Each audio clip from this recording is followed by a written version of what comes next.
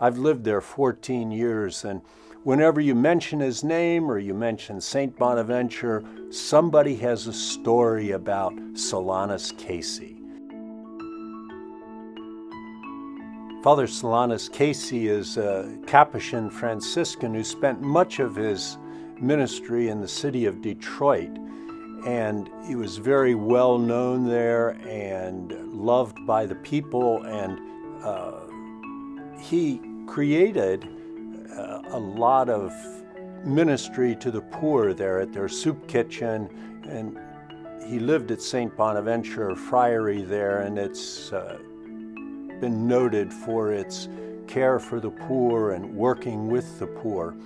And Father Solanus was known to be a saint in the city of Detroit long before Pope John Paul II or Pope Francis started that process of sainthood for him. And he was dedicated to working with the poor, especially those who were in need of food. And the soup kitchen there has been legendary in the city of Detroit. During the Great Depression, they served over 1,000 people a day. And in the more recent Depression in 2008, they were exceeding that number. So they've continued to minister to the poor. And Father Solanus really loved the poor. He dedicated himself to working for them and with them. So that's a legacy that he's left in the city of Detroit. And even when I was there, the room he died in St. John's Hospital, there's no plaque on it or anything, but people will come and they would pray at that door. Or if they were having surgery, they would ask if they could be put in that particular hospital room because of his legacy that's there. And even now, people are praying to Solanus for healing, and many of their intercessions are respected and heard by God.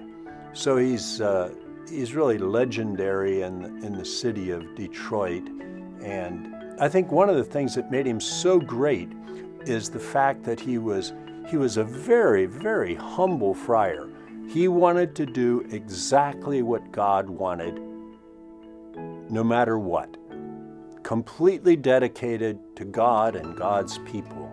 I live with Brother Marcel, who's from Detroit, and when he was born, he was very premature, much less than 3 pounds, and his parents and the doctors were very concerned that he may not make it.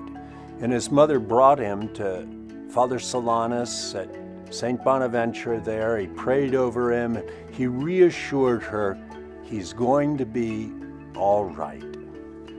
And at his next birthday, Brother Marcel is going to be 90 years old, so he did very, very well.